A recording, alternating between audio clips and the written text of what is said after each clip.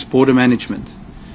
It is now time for the BMA to permanently acquire these capabilities as we accelerate our work to digitalize South Africa's port environment, including by automating all entry and exit procedures. Turning to some of the figures, they do speak for themselves. Thanks to the focus on coordination, technology and collaboration by the BMA, the number of attempted illegal border crossings by undocumented persons that were successfully prevented increased by 215% this past festive season. In 2023-24, 15,924 undocumented persons who tried to come into our country illegally were intercepted. In 2024-2025, this number increased to 50,312. Another 6,159 people were detected for overstaying, and a further 1,923 were refused entry due to fraudulent documentation or non-compliance with entry requirements. BMA border guards, in collaboration with the South African Police Service, made a further 322 arrests, including of 132 wanted criminals, and seized illicit goods that included 690 million rand worth of illegal cigarettes. The use of drones at just 5 ports of entry on a pilot basis made an immediate and visible impact. The Department of Agriculture, Land Reform and Rural Development very generously assisted with the deployment of drones at Beitbridge, Maseru Bridge, Lebombo, Kopfontein and Oshoek. 42 pilots were assigned and effectively operated those drones across these 5 ports of entry. This led to enhanced real-time monitoring of border movement, especially in high-risk areas, real-time responses to attempted illegal crossings and smuggling activities, and integrated coordination between the BMA, SANDF, SAPS, and SARS, ensuring quick deployment of ground teams. The use of these drones on a pilot basis at just 5 ports of entry led to the detection of 2,188 additional people who attempted to illegally enter our country.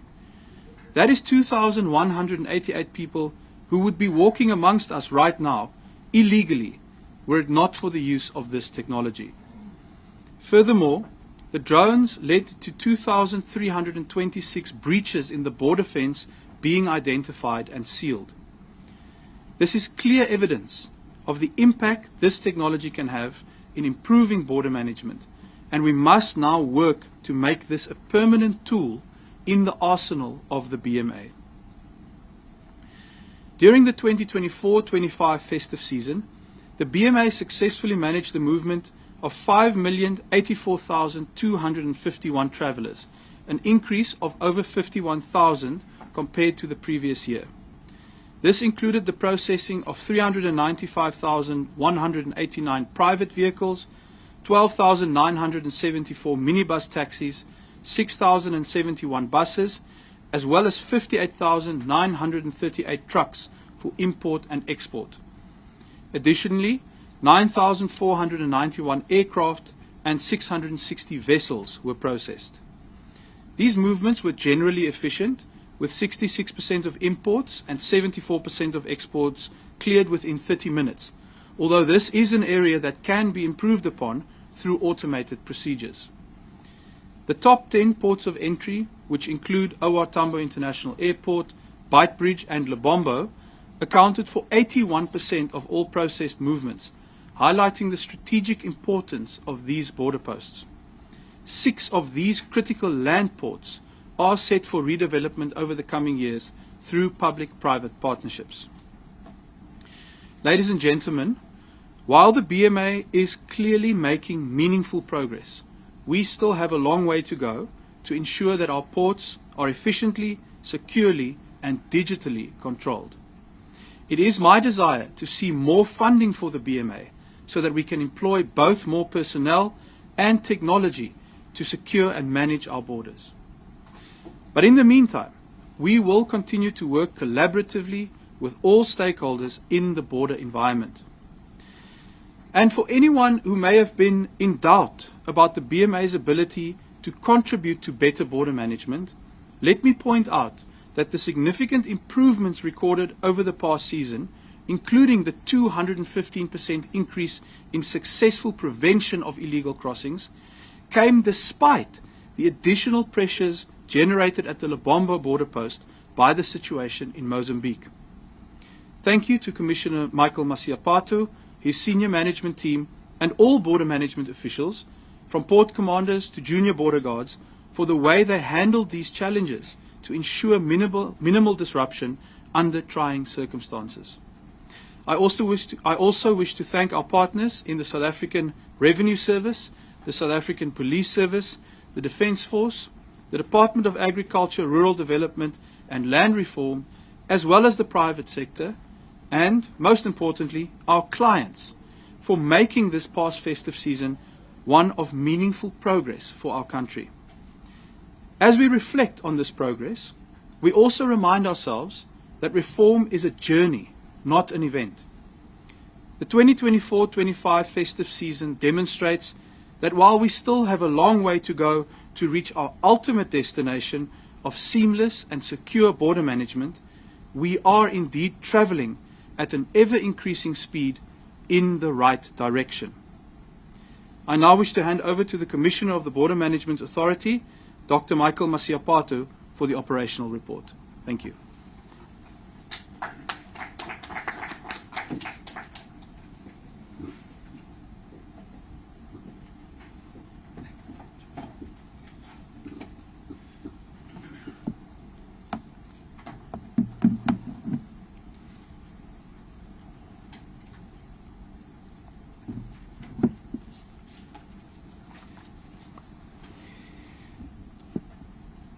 The Minister of Home Affairs, who is also the chairperson of the Interministerial Consultative Committee on Border Management, Dr. Leon Schreiber, the Deputy Commissioner for Corporate Services, Madam Jane Tupana, the Assistant Commissioners as well as Deputy Assistant Commissioners present, the entire border management community, members of the media, good morning. So on Monday, the 2nd of December 2024, we did convene here to present a festive season plan, which was to be implemented from the 6th of December 2024 to the 18th of January 2025. So today we have reconvened ourselves in the same manner to fairly report on the implementation of that particular festive season plan. The plan actually ran for a period of 44 days, of which 26 days were for the exit leg of the plan, which ran from the 6th until the 31st of December 2024.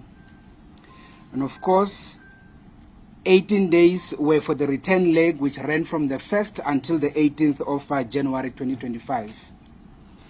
As you may recall, prior to the implementation of the plan, we did increase some human resources capacity in some of our ports of entry, as well as having to extend some operating hours in some of the ports which do not normally operate on a 24-hour basis. Just for context, once again, we would like yourself to be reminded that the mandate of the Border Management Authority is to facilitate and manage the legitimate movement of people and goods across all our 71 ports of entry, of which 52 of those are land, 10 are international airports, and 9 are seaports, as well as the border law enforcement area. To this end, we also want to clear that the mandate of the Border Management Authority covers various specializations, such as immigration, port health, environmental, as well as agricultural biosecurity responsibility. That includes access control, together with general border law enforcement work in the ports, as well as the border law enforcement area. So during the implementation of this plan, BMA collaborated with a multiplicity of law enforcement stakeholders, and of course the Minister had already articulated the majority of those particular stakeholders. Just to also add that in this particular period, we also had our colleagues from Interpol that were fairly operating with us across the ports of entry, particularly on the basis of ensuring the dealing with people who might actually be listed within the Interpol systems for having committed any kind of criminality in any part of the world, in terms of making sure that they do not enter our country illegally. One of the other fundamentals, we just want to also appreciate the role played by your localized metros or actually localized traffic departments in the respective corridors leading into the ports, as they assisted us in the management of the corridor, particularly in making sure there is order in the movement of vehicles towards the port, as it were. Therefore, on behalf of the Border Technical Committee, consisting of 10 Directors General, as well as on behalf of the Interministerial Consultative Committee of 10 Ministers, under the chairship of Minister of Home Affairs, Dr. Leon Schreiber, let me then present the 2024-2025 Festive Season Report on border operations. Some of the figures are already reflected on by the Minister. And of course, from my side is basically to give a broader context as well as some bit of technical data in terms of those particular figures. So when we are to start on immigration matters, we can indicate that this time around, we had been able to facilitate about 5,084,254 travelers across our 71 ports of entry throughout the festive period. Now, this particular number represents a bit of an increase by 51,680 travelers compared with the number of 2023-2024 festive period. One thing that we want to indicate is that this number, again, unfortunately, it is still less than the pre-COVID number of about 6 million travelers. So we are still on that particular journey of recovering to be reaching about 6 million travelers, as it were. Now, in this particular process, as we were doing this facilitation, we had actually handled around 395,189 private vehicles, fairly moving people in and out of our jurisdiction, over 12,974 minibus taxis that were actually moving people in and out of the jurisdiction, over 6,071 buses that were actually moving people in and out of the jurisdiction. And of course, in terms of our air modality, over 9,491 aircrafts were actually facilitated. And I think the Minister did reflect in as far as that part is concerned. But of course, in terms of our marine space, or what you call your sea space, we have also facilitated around 660 vessels. And of course, within that particular context, we also had those people that were actually moving into the cruise liners for the purposes of going into cruise ships and all of that. But more interestingly, we have also facilitated around 226 vessels for the purposes of crew changes through what we call off-port limit mechanism. And that purely means having to exchange crews in the various vessels without them having to dock at the port in terms of our harbors, as it were. Now, in terms of the top 3 ports, the Minister did indicate that facilitated the majority of the people. As always, OR Tambo always leads in as far as this part is concerned. And of course, we had over 1,065,636 that passed through OR Tambo in this particular period. And by the way, Beitbridge regained their top spot with the facilitation of over 645,590 travelers. You will remember in the 2023-2024 period, Libombo actually surpassed Beitbridge for the first time. But this time around, at least Beitbridge had to regain their second spot in terms of facilitating the majority of the travelers. And of course, Libombo then became the third in this particular instance, having facilitated over 571,131, as it were. Comparatively, if you were to look at the numbers that we facilitated at Libombo this time around, if you were to compare it with the 2023-2024 period, we have actually seen a serious dip of around 183,935 travelers at Libombo. And of course, as the Minister has indicated, we are able to ascribe this to the reality of the protest and the interruptions that we had in terms of the movement of persons and goods in as far as Maputo corridor is concerned. But more interestingly, with Libombo actually dipping, We have then seen the escalation of numbers at Kosi Bay port of entry, which is the port of entry on the KwaZulu-Natal side, but also going into Mozambique, as it were. So on that particular port, we have seen around 63,326 people that we facilitated through Kosi Bay into Mozambique, as it were. And of course, that number compared to the one of 23-24, which was around 41,079, you can see the escalation, and we are able to associate that with the reality that the people avoided going into Libombo because of the protest, and therefore went through Kosi Bay, as it were, and of course entered into Mozambique in as far as that part is concerned.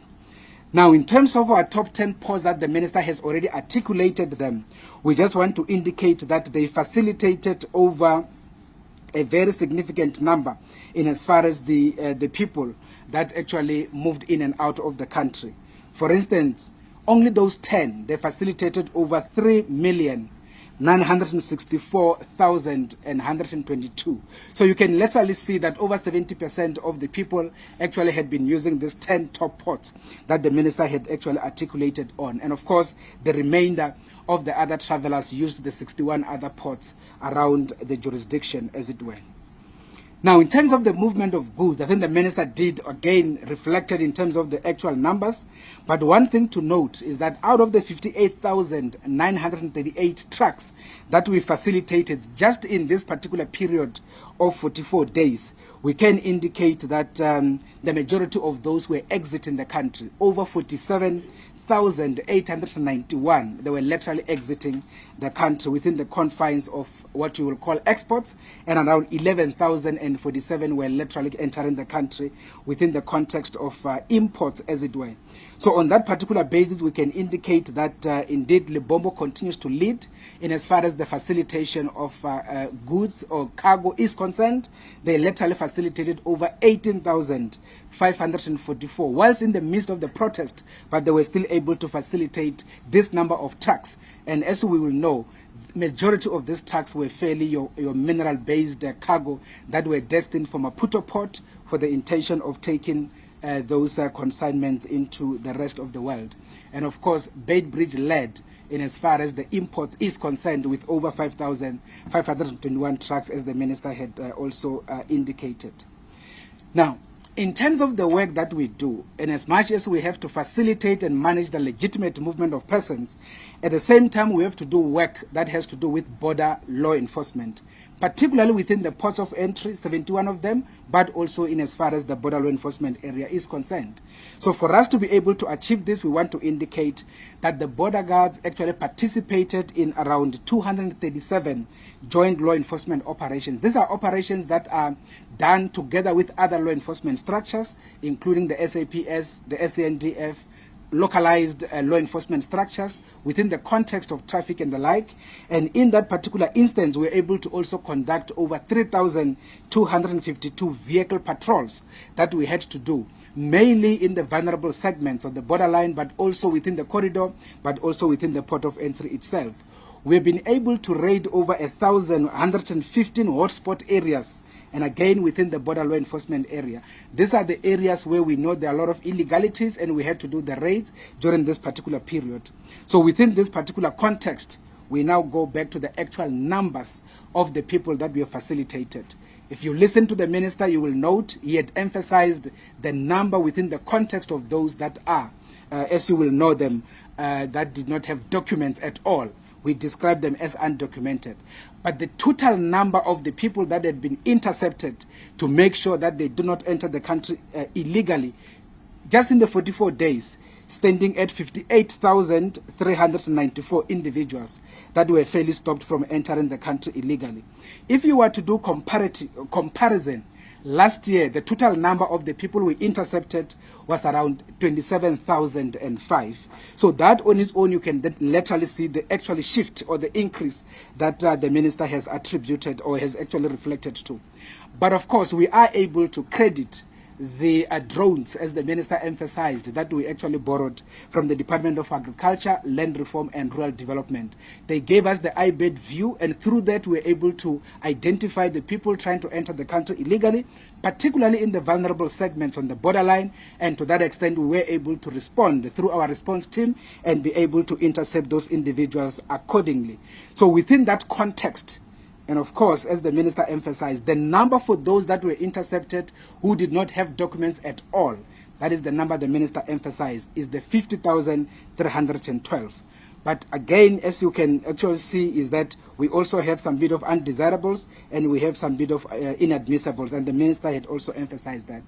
But more importantly, as the Border Management Authority, we track the work that we do from the first point of the deployment of the first contingent of the border guards. So to that extent, we are able to confirm that incrementally, from the 15th of July 2022, when we had the first contingent of the border guards deployed in the port environment as well as the border law enforcement area, we can indicate that the total number of the people intercepted and stopped from entering the country illegally stands at 468,000 to this point. And we keep doing that tracking intentionally, as it were. And of course, the issues of the arrest, the minister has already emphasized, a lot of arrests that had actually unfolded, as the minister said, around 322, as he had indicated.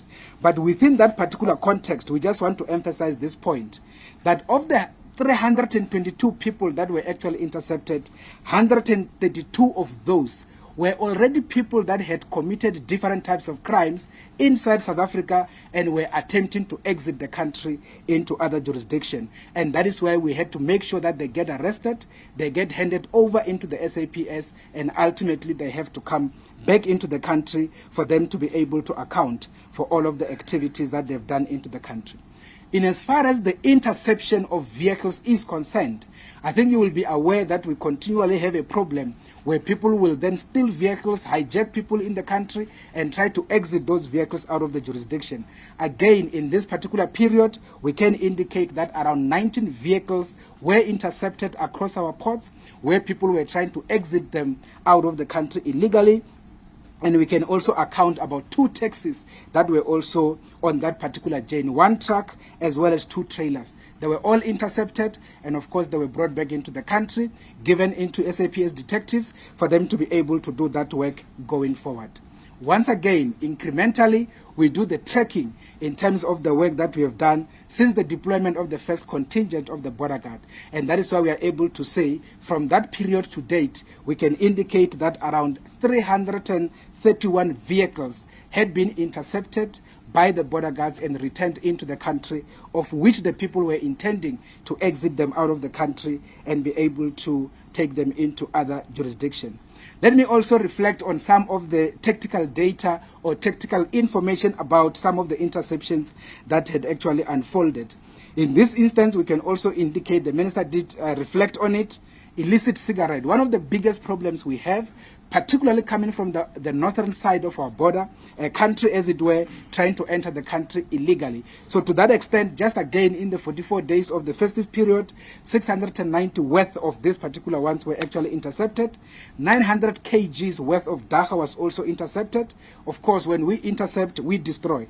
300,000 worth of dagga, which is 900 kg, were intercepted, and we had to get those destroyed, as it were. And we also had an instance where, for example, 470,000 worth of cannabis sticks, as it were also intercepted.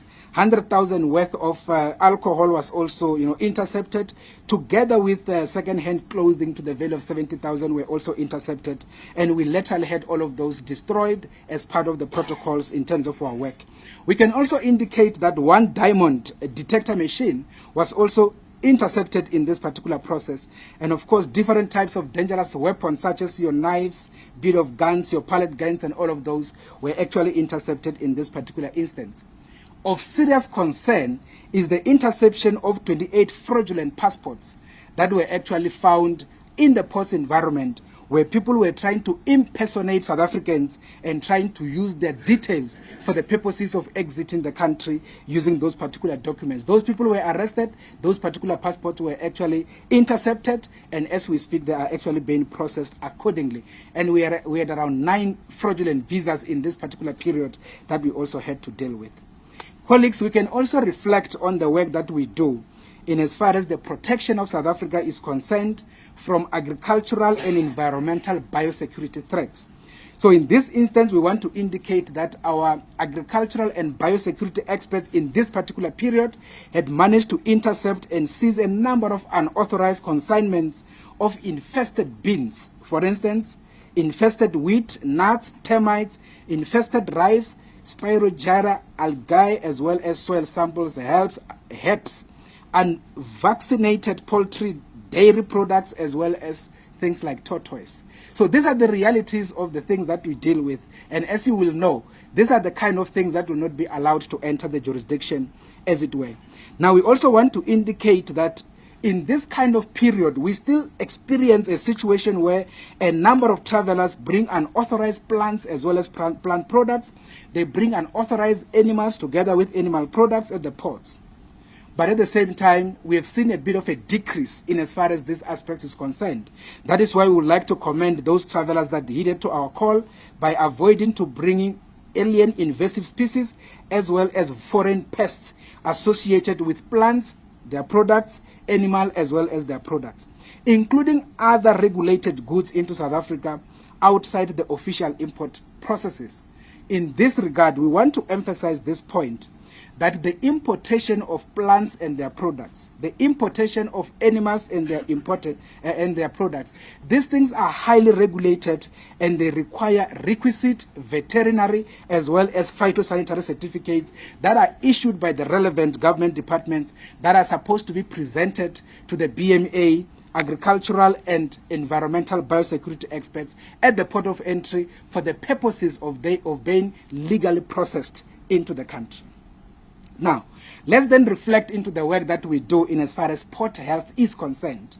In this instance, we want to indicate that the BMA health specialists, they screened about 1,746,560 travelers for various infectious as well as communicable diseases, representing an increase compared to the numbers of those that were actually screened in the 23-24 festive period, which was just below 1.4 million, as it were.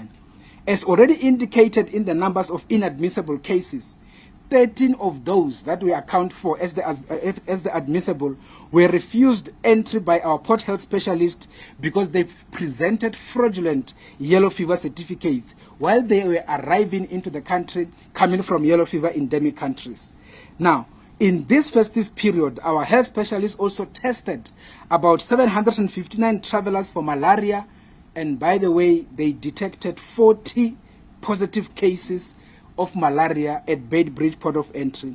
We had to refer them to the nearest medical facility for further processing, and that is in accordance with the directives from the National Department of Health in compliance with the protocols as defined by the World Health Organization. And that is the reality. Effectively meaning, if these 40 were not detected, they were going to be found in our jurisdiction and unfortunately spread the disease as it were, and it becomes very much problematic. At the same time, we also want to indicate that throughout these 44 days, we've been able to deal with around 8 patients that had different kind of health emergencies across our ports of entry. And of course, we were able to deal with that and we were able to refer them to the nearest health facilities. Now, considering the scourge of food poisoning incidences in South Africa, our port health officials at the ports intensified their work in terms of the seizure of harmful products such as those used for cockroach as well as rat poisoning. Unfortunately, we had to intercept those, we had to take them, and we had to get them destroyed. Similarly, we also did the same in as far as glyphosate pesticides is concerned. We didn't allow any of those to enter the Republic, as it were. Now, other prohibited products such as sexual enhancement products were also intercepted. and I suppose that is not supposed to anger anybody. And then contraceptives, hair chemicals, including skin lightening creams, were also seized and destroyed. And these are the things that flood the market and cause some bit of problems in as far as our people is concerned. Further, our port health teams also conducted awareness sessions in as far as Mpox is concerned to both the travelers as well as the port officials across the various ports of entry.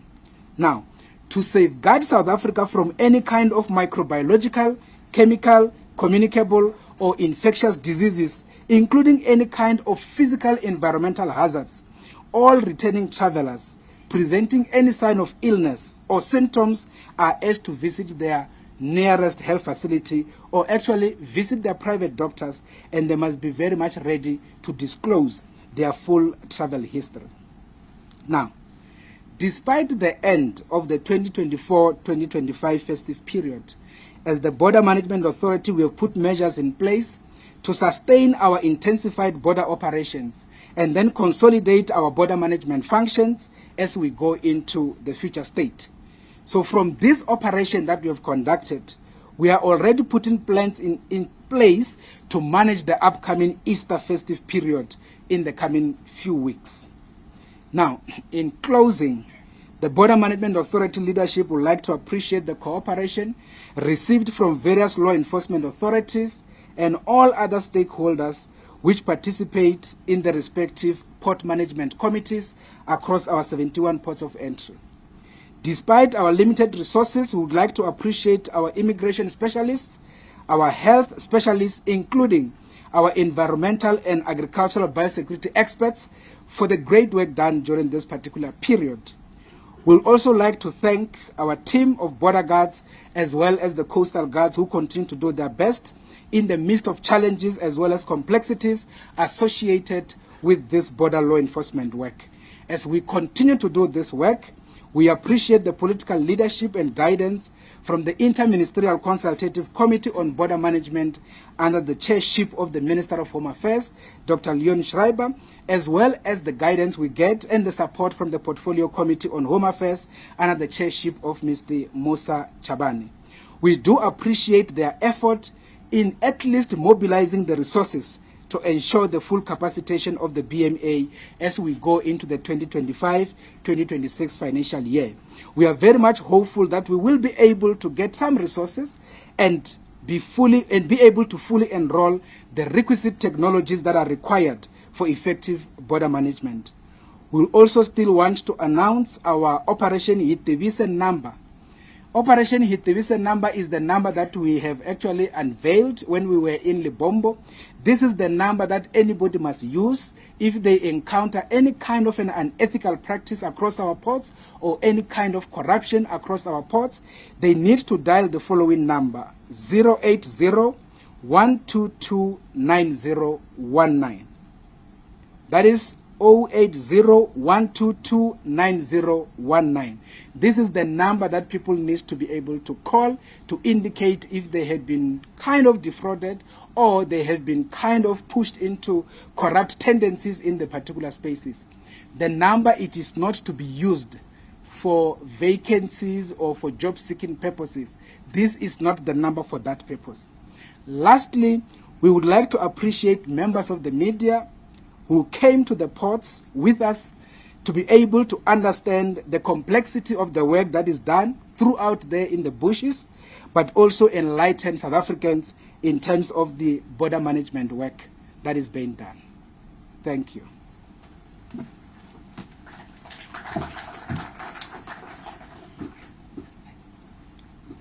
Thank you, Minister and Commissioner, for giving us some insight into the work of the Border Management Authority over the festive season. Colleagues, we now have some time for questions. I would like to ask that we please state our names and the publications that we represent. We will take them in batches of 3. So I now ask you to please, by show of hands, indicate the questions that you would like to ask. Okay, we have one over there. Makeup.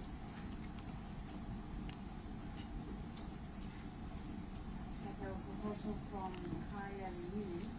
Thank you very much for that, Chair. I'd just like to find out, is the increase in being able to screen travelers for communicable diseases, is that owing to more resources being available to the BMA? Similarly, being able to intercept the 58,000 people who are trying to enter the country legally, is this all owing to more manpower? And are you satisfied now with the kind of resources that you have?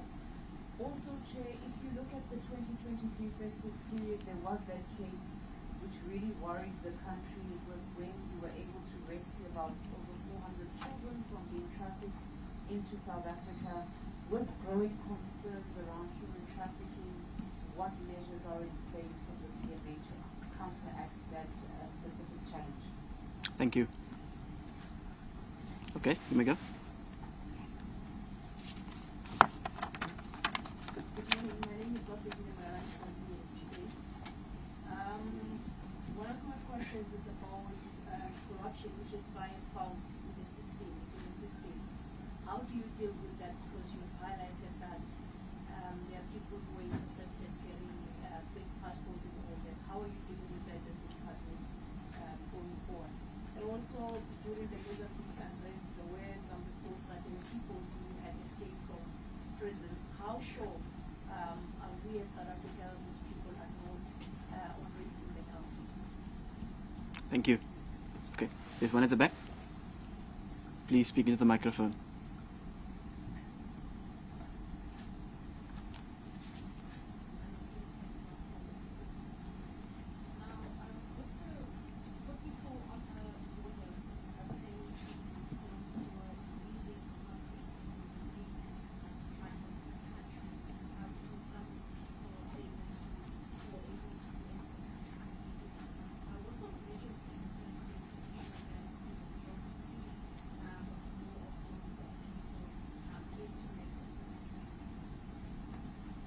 Thank you.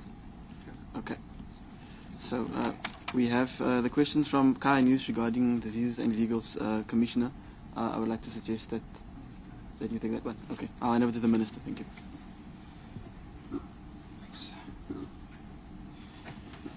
Thank you very much, colleagues. I'll leave some of the operational questions to the Commissioner and then deal with some of the more policy-related issues. The first one is the question on resources. So, no, it's not sufficient. We still have a long way to go on that. I think it's been widely reported that the BMA is underfunded, as things stood in the previous cycle, by 4.3 billion rand over the next 3 years. But of course, we are now in the budget cycle, and certainly the BMA has submitted the business case, and we have made the argument in all the relevant forums that more resources for this institution is a good investment for South Africa. It actually has economic value. I think it's important when you talk about budgets that you are able to also articulate that it has economic value. If we are able to keep criminality out of South Africa, that has economic value for us. We don't have to spend money on chasing criminals or prosecuting people. If we are able to improve trade facilitation, that has huge economic value for South Africa and helps us directly to achieve the apex priority of the Government of National Unity, which is to grow the economy and create jobs. So I think we must understand that the BMA actually is an economic entity in many ways, as well as a security entity, obviously. And so we are certainly hopeful that in this cycle, the progress that we have demonstrated here today, the work that's gone in over the festive season, and I think every South African would accept we're not where we want to be yet, but that we are now moving in the right direction, and that too actually helps to justify why it is a good time to invest in the BMA. So we will continue to make that particular argument. The other one I would deal with is the issue on corruption and the issue of fake passports, etc. So I think one of the important reforms that we are doing on the Home Affairs side, and this is why I think it's important to answer this question from a Home Affairs perspective, because the BMA doesn't actually give people passports. That's Home Affairs. The BMA processes people entering with passports. So from Home Affairs side, what we are doing and working on is to really close the process of obtaining a passport to any kind of discretion. And that's where the digital transformation work is so important, because if you can only get a passport on the basis of technology confirming that your face, fingerprints, biometrics matches those of a person entitled to a passport, then someone who has a different face or different fingerprints actually can't get it. And that's really why that kind of work is so fundamentally important to making sure that only people entitled to a South African passport actually gets that document. But the second part of securing the passport has to do with the document itself. So the South African passport, when it was introduced, the machine-readable passport was one of the more advanced ones in the world. And in many ways, the document itself remains a good document. It's hard to forge the document itself. But we have fallen behind, again, on the biometric side of it. So if you look at passports from many other countries these days, you'll see something that looks like a little camera on the front. That contains a chip with all the biometric information of the traveler. And that is something we need to introduce in South Africa. It's called an e-passport. Because then you can also, as a border authority, you'll have access to actually what this person looks like, what their biometrics are, so that when someone tries to enter the country on a particular passport, you can actually verify that the holder of the passport is the same as the person that's standing in front of you. So these are two critical parts of the equation on the side of the passport, and certainly that's going to then have knock-on effects to help ease the work of the BMA as well. So that's just another example of how this entire ecosystem actually fits together. Home Affairs, with the process of obtaining these documents, we need to digitalize and close that process to human interference and discretion. Government Printing Works in producing these documents. We need to ensure that there's efficiency in that process.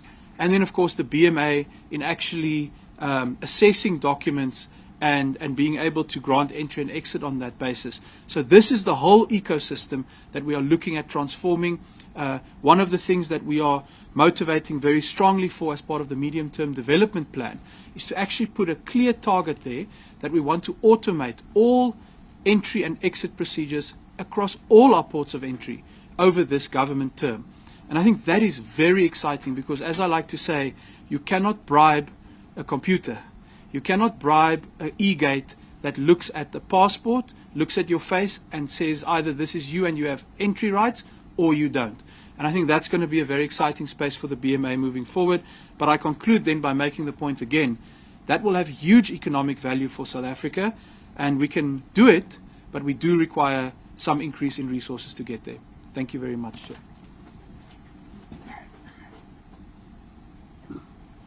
Thank you, Minister. I now hand over to the Commissioner for the more operational questions. Commissioner, over to you. Thank you.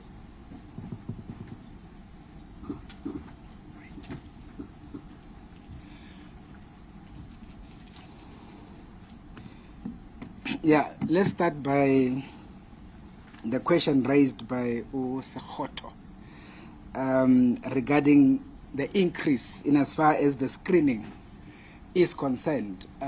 Yes, indeed, there has been that increase in as far as the screening of people entering the country is concerned, and that is fairly done by our port health specialists. And of course, in this particular instance, we are basically using a basic screening model.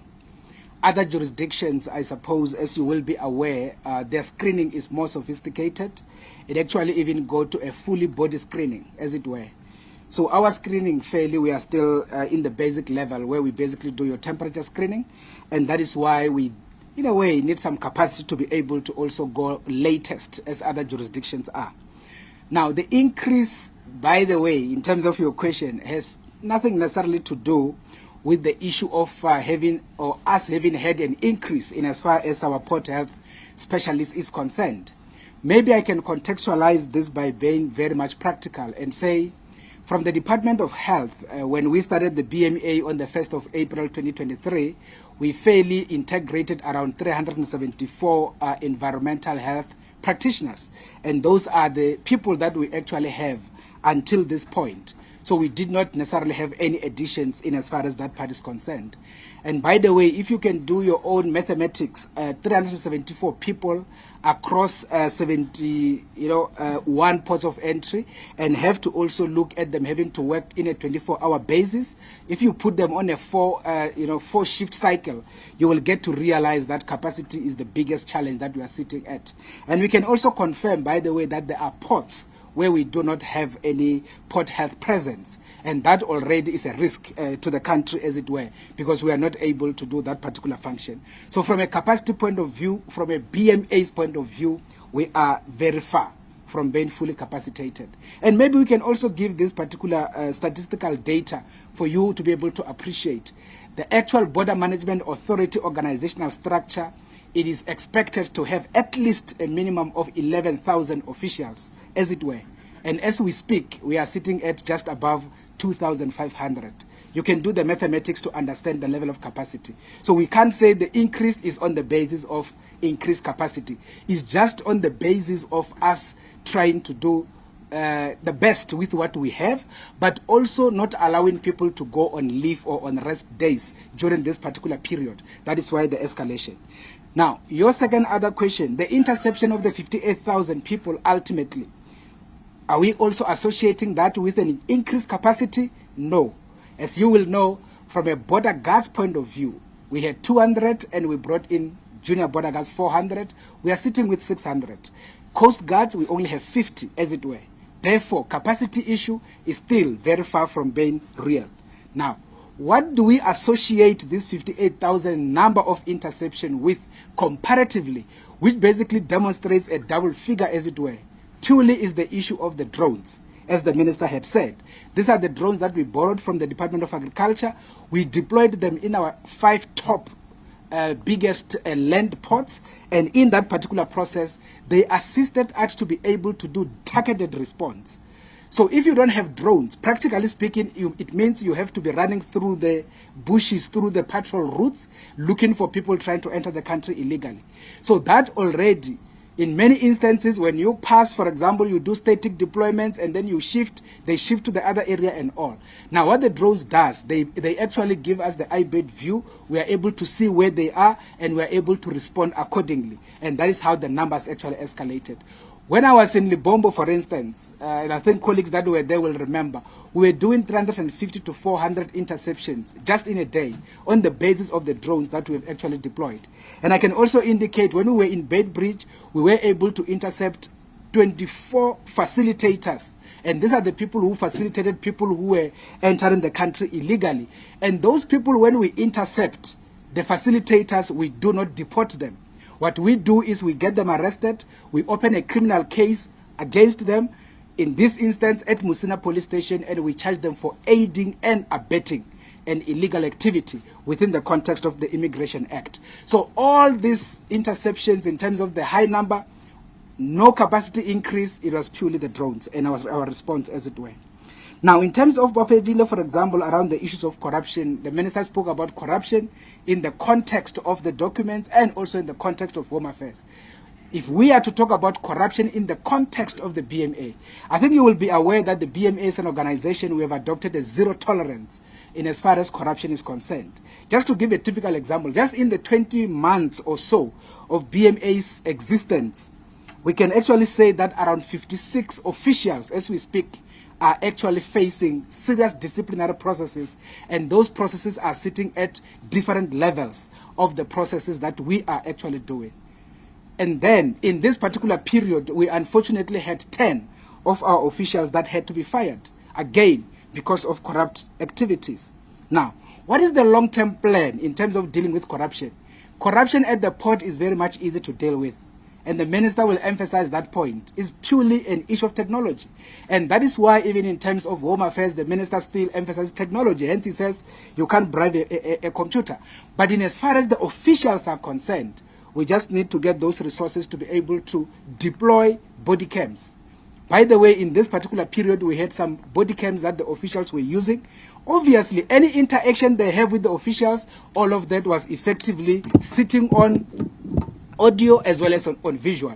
We're able to pick up what they're talking to the travelers and what they are saying to travelers, and we're able to monitor them through screen. So once you have all the officials on those body cams, there's no way anybody can start to do some funny things in that particular context, as it were. And that is the main issue. The last point is obviously in both Bafedile as well as Mtetwa, the issue of how do we make sure that we deal with the issues of the challenges in Mozambique. And of course, the issue that we don't have those people entering the country or South Africa, as it were, illegally.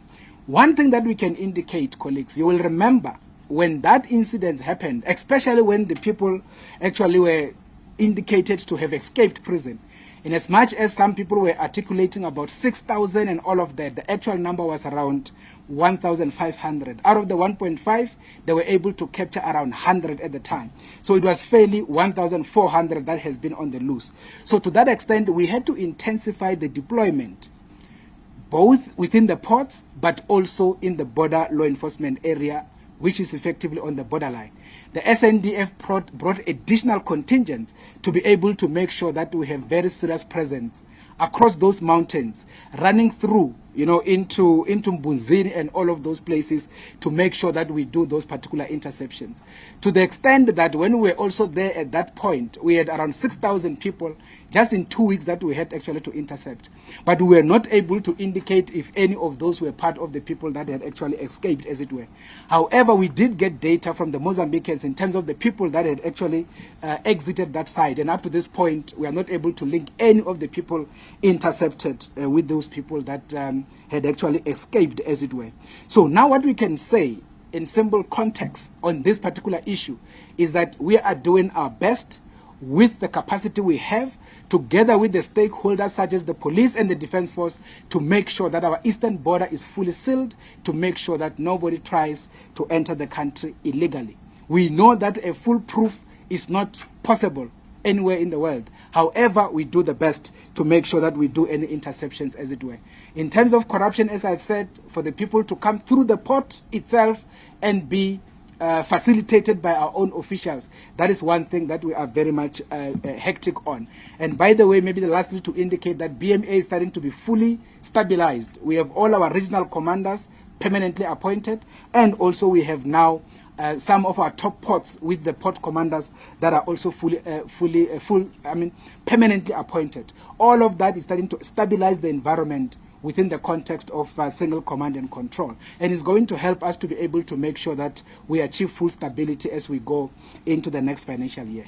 Thanks.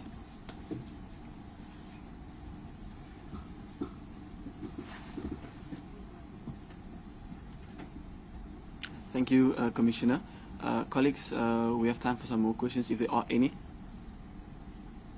I see one hand at the back.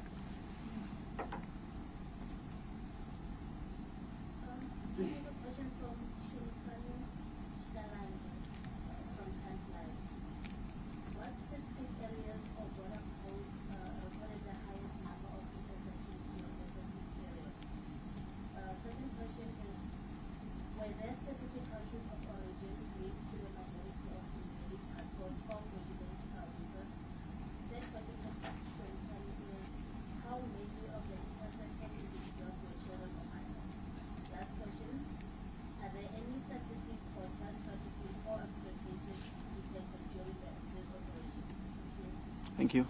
Okay, go ahead. Again from Kaya News. Maybe this one is for you, Minister, just in terms of now that 58,000 was stopped from coming into the country, going forward as the festive period has eased, is there a concern that those people will try again?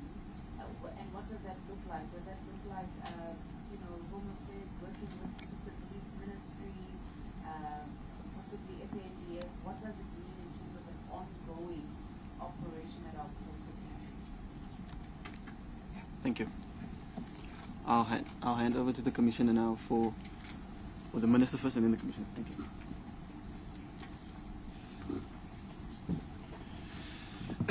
Thank you, Ms. Sekgoto, for that one. I'll take yours. So what happens when people are caught is that you capture their biometrics, and at the moment that's largely fingerprints. So if there's a re-entry attempt, you will be able to link them to the fact that they have already been recorded as trying to do so. They are also declared undesirable for a period automatically once they are captured the first time. So the system does log them, and you will be able to then see that this is a repeat offender, and you can take stronger steps, including some of the criminal steps that the Commissioner talked about, especially if these people are facilitators. So that's one way of dealing with it. I think, you can never say that people won't try again. Of course, if people are engaged in criminality, then by definition they, are willing to push the boundaries. However, I think what is important beyond the specific number and beyond the specific case of people being arrested or dealt with at a higher rate now than we've seen before, is also the message that's being sent. And I think one of the important things of the deployment of the drones, beyond the operational efficiencies that the Commissioner spoke about, which is clear really, is that the message is starting to get out that South Africa really is serious about tackling this problem. If you were someone who were attempting to cross, and now suddenly you know that there could be an eye in the sky, for example, that's going to see you, you think twice. If you start, if you were someone who engages in corruption or bribery, and you've got people with body cameras now, you start to think twice. So it really becomes a deterrence effect as well that is important. And so I think that's why some of these technological innovations are really going to be a win-win on both sides. It helps with enforcement, but it also helps to change the perception that people have that you won't be detected. That's changing. I mean, we've seen this massive increase over this festive season.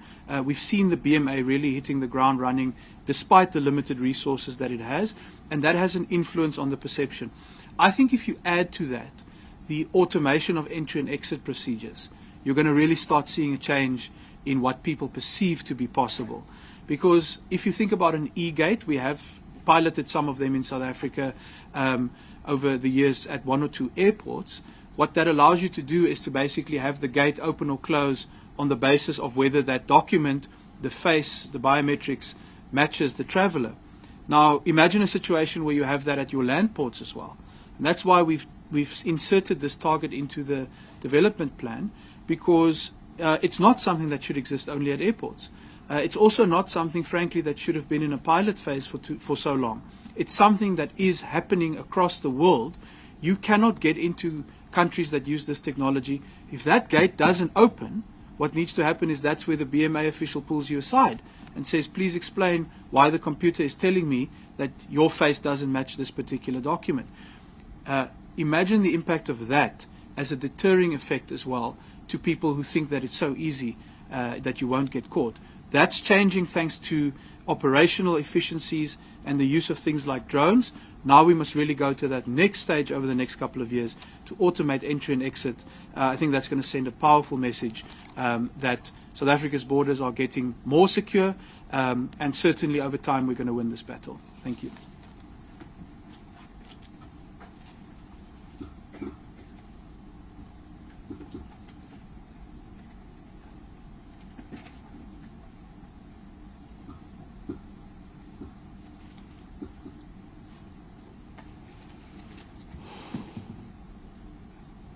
Yeah, so let's talk a bit statistical. Maybe just to also say that we do have all the breakdowns of practically everything. It's just that we might not want to go down in terms of the statement per se, but we have all the data. Now, from Shonisani's question, what port reported the highest number of interceptions, and which nationalities are actually leading in as far as this part is concerned? Let me start with the numbers of nationalities, and I think this is kind of very interesting. Out of the 58,000 people that had been intercepted, as we have indicated, the leading, remember we talk about 58,000 all-inclusive, and then the ones that were undocumented, as the minister emphasized, being 50,000, out of that particular number, from the undocumented, as it were, the leading nationality is the Basotho nationals. And there we are talking about 38,000 of them. So meaning that from the 50,000, we are talking about 38,000 of those were actually Basotho nationals, followed by Mozambicans, which is around 6,549, followed by Zimbabweans, which is 3,067, followed by Malawians, which is 987, followed by the Swazis at around 870. These are the undocumented people as intercepted. In terms of the numbers of those that were undesirable, again, it is the Basotho that are leading at 2,304, the Mozambicans 1,413, followed by Zimbabweans 982, followed by Malawians 354, followed by Nigerians at 180. Again, these are those that we call undesirables. You will remember undesirables are those people that either overstayed before when they came into the country, or they were once intercepted for being in the country illegally. It means that we took their fingerprint, we then, in a way, banned them for 5 years, and therefore they tried to come in. The system will reject them because they are undesirable until the 5-year period is finished, or else then they do the protest, or what you call the request for rescinding of that, and that is done with Home Affairs Minister as well as the DG, and not necessarily with BMA. As for those that were inadmissible, the leading number there, or the leading is still the Basothos, followed by the Zimbabweans, and again followed by Mozambicans, Angolans, as well as Malawians. So we have all of the breakdowns as you might need. But in terms of the ports, because there was also a question as to at which ports do we intercept the majority. For the undocumented, as we had indicated, the majority are the Basotho nationals. Obviously, then the port also that lead will be the one to Lesotho. In this instance is Telebridge. Very interesting. And the question is why? The reality of it is because we have intensified operations around Maseru Bridge as well as around Fixberg, but also around Peka Bridge, which they tried to use before. Now they are drifting into Telebridge. And of course, that is the challenge with this work. Because once you intensify one area, then they move to the other. Once you move to the other, then they move back to the other. And that is basically the essence. So it is Telebridge as the first port, followed by Kasha's Neck, which is also to Lesotho, followed by Sunny Pass, which is also to Lesotho, and then Libombo then features with 4,407, and then followed by Maseru Bridge again. Now, in terms of the inadmissibles, again, the leading now is Fixberg, and then followed by Bed Bridge, Full Drift, Ortia, as well as Libombo. So these are the numbers. And of course, in terms of those that are undesirable, Libombo then is leading. And by the way, the reason why Libombo is leading is on the basis that most of the Mozambicans have the problem of overstaying. So what they basically do, they come through with a passport and then they actually overstay the 90 days as given. And when they go back, we have to intercept them and we have to declare them undesirable. And that is why now when they try to go to come back, we are able to then stop them because of that reason. So it is Libombo that is leading on undesirables, followed by Bed Bridge, followed by Ortia, followed by Fixberg, and then followed by Kasha's Neck. So these are the ports that are leading in as far as the people that we have actually intercepted. Now, in terms of your subsequent question about the issues of the minors, as well as whether there has been cases of trafficking, in this particular instance, we want to indicate that we haven't necessarily had very serious concern in as far as issues of trafficking is concerned or issues of smuggling is concerned. And I think you will remember that this is a very, two complicated concepts in as much as they are defined in various international protocols in terms of understanding what is smuggling, in terms of understanding what is trafficking. As you will know, smuggling, the person who is being smuggled is also a concerning participant, and it is purely on the principle of transportation. But the issues of trafficking, the person who's being trafficked is actually also a victim. In this instance, everybody who is in a way a minor is considered to be trafficked, as it were. So in this particular instance, most of the children that were actually found, they were found with their parents, and therefore they were intercepted together with their parents, and therefore they got deported together with their parents. And that is why we were not able to do the separation and actually categorize them as being trafficked. Because trafficked in this instance will be those that are completely by themselves or with strangers.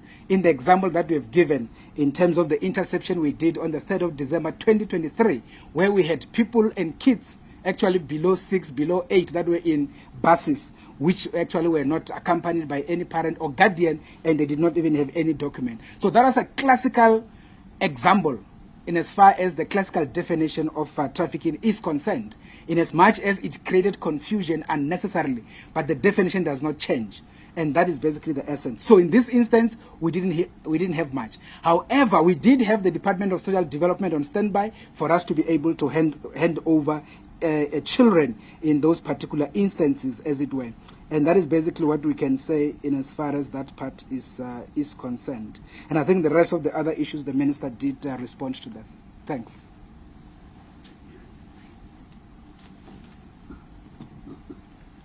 Thank you, Commissioner. Thank you, Minister. Colleagues, if there are no urgent questions, I think we will end it there. We will end the live briefing there. Thank you so much for joining us today. We appreciate your attendance. Thank you. That's all for now.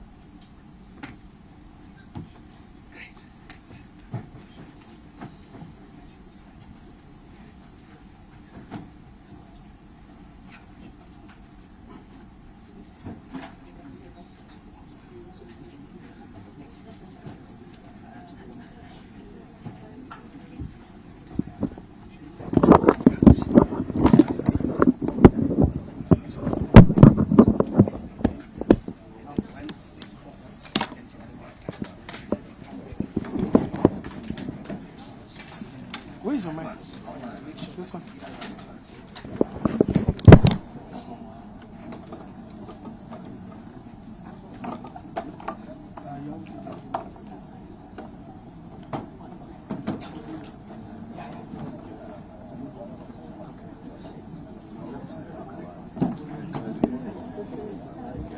No, I understand. I'm just saying audit. I'm just saying it because that's how I see the diary.